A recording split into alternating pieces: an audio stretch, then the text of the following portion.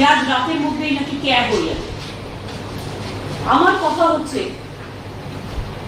20 সালে ক্যাব আইনটা পাস হয়েছিল,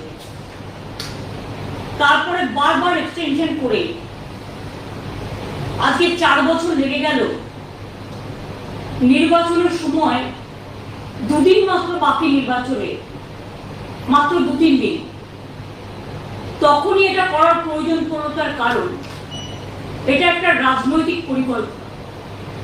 আমরা অপেক্ষা করছিলাম ক্যাব আইনটা অ্যাকচুয়াল কি করেছে। 2 হচ্ছে এখনো পর্যন্ত নোটিফিকেশনটা আমরা পাইনি, নোটিফিকেশনটা কি আছে।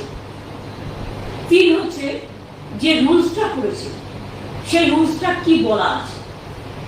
আমি প্রথমেই আপনাদের জানিয়ে রাখি, পুরোটা রিপোর্ট দেখার পর, কাগজ হাতে পাওয়ার পর ডিটেলসটা আমি কালকে হাবড়ার মিটিং থেকে বলবো। আজকে আমি যেটুকু বলতে চাই, যদি কোনো বৈষম্য হয় সেই জিনিস আমরা মানি না।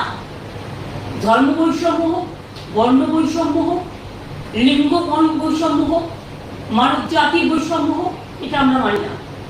2, আমি মনে করি যে আজকে যাদের বলা হচ্ছে ছেলের হাতে মুয়া, হয়তো একটা বড়দের ওই 2 দিনে কাউকে তো দিতে পারবে না, জাস্ট শো অফ, জাস্ট একটা ছেলের হাতে মুয়া, লালিপপ, বললো আপনারা পোর্টালে নাম লিখুন, এরকম কিছু একটা করবে। তো পোর্টালে তো সব ধরনের লোকেরাই নাম লেখাবে, কিন্তু সেই নাম আদৌ কার্যকরী হবে। আর যদি আজকে ক্যাব করে বলে আপনি নাগরিক, তার মানে কি এতদিন তারা নাগরিক ছিল না? সেই জন্যই কি মতুয়া ভাই বোনদের এবং নমশুদ্ধদের আধার কার্ড বাতিল করার চক্রান্ত হয়েছিল? কেন তাদের আধার কার্ড বাতিল করা হচ্ছিল? তার মানে নতুন কিছু করবে, পুরনোটার কোনো গুরুত্ব থাকবে না। আমাদের থিওরি হচ্ছে, আমরা সবসময় বলি আমরা সবাই নাগরিক। আজকে কেউ চাকরি বাকরি করছে, কেউ স্কুলে পড়াশোনা করছে, কেউ জমি জমা কিনে সেখানে দীর্ঘদিন ধরে বসতি তৈরি করেছে, তার মানে সেগুলো কি ভ্যালিড নয়? আইনত কোশ্চেন হবে না তো যে তার মানে আগে যে সুযোগগুলো তারা পেতেন সেটা সব অবৈধ হয়ে যাবে, সেগুলো বৈধ হবে না। একমাত্র ক্যাব বৈধ যদি হয়, তাহলে এতদিন ধরে মানুষ যে সুযোগ পেয়ে আসছিল, তাদের ভোটেই তো প্রধানমন্ত্রী নির্বাচিত হয়েছে, তাদের ভোটেই তো চিফ মিনিস্টার নির্বাচিত হয়েছে, তাদের ভোটেই তো গ্রাম সভা হয়েছে, পঞ্চায়েত সমিতি হয়েছে, জেলা পরিষদ হয়েছে, কর্পোরেশন হয়েছে। তাহলে সেই ভোটের কোনো মূল্য নেই, সেই নাগরিকত্বের কোনো মূল্য নেই। নাগরিকত্ব ভোটের আগে নতুন করে চিন্তা করতে হচ্ছে। এবং আমি ডিটেলসটা দেখার পরে কালকে নিশ্চয়ই আপনাদের কাছে বলবো, কিন্তু আমার মনে হচ্ছে যে যদি ক্যাব দেখিয়ে এনআরসি নিয়ে এসে কারো যারা এখানকার নাগরিক তাদের নাগরিকত্ব ক্যান্সেল করা হয়, তাহলে কিন্তু আমরা কেউ চুপ থাকবো না, আমরা স্ট্রংলি এটা প্রতিবাদ করব। আমরা আগে জানিয়ে গেলাম।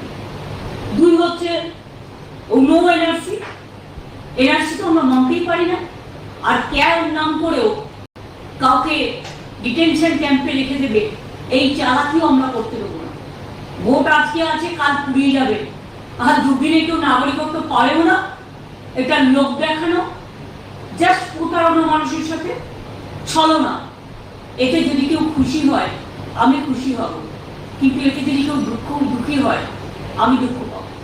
কাজে আমি অপেক্ষা করছি টোটাল আইনটা দেখবার জন্য। এবং আমি এখনো মনে করি আমাদের এখানে যারা আছেন সারা ভারতবর্ষে, যারা ভারতবর্ষে বসবাস করেন, বাংলায় বসবাস করেন, তারা প্রত্যেকে নাগরিক।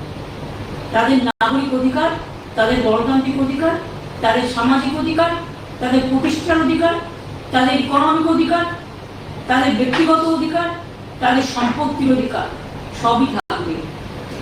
এই নতুন আইন কারণ আগেকার অধিকারগুলোকে বাতিল করে দেবে না তো। আমার মাথায় এটা আসছে, তার কারণ আগের আইনটা তাই বলা ছিল, এবারের আইনটা কি করছে এটাও আমায় দেখতে হবে। এবং মনে রাখবেন, বাংলা সহ নর্থ ইস্টার্ন রিজিয়নেও এটা কিন্তু খুব সেন্সিটিভ। নতুন করে ইলেকশনের আগে কোনো অশান্তিও আমরা চাই না।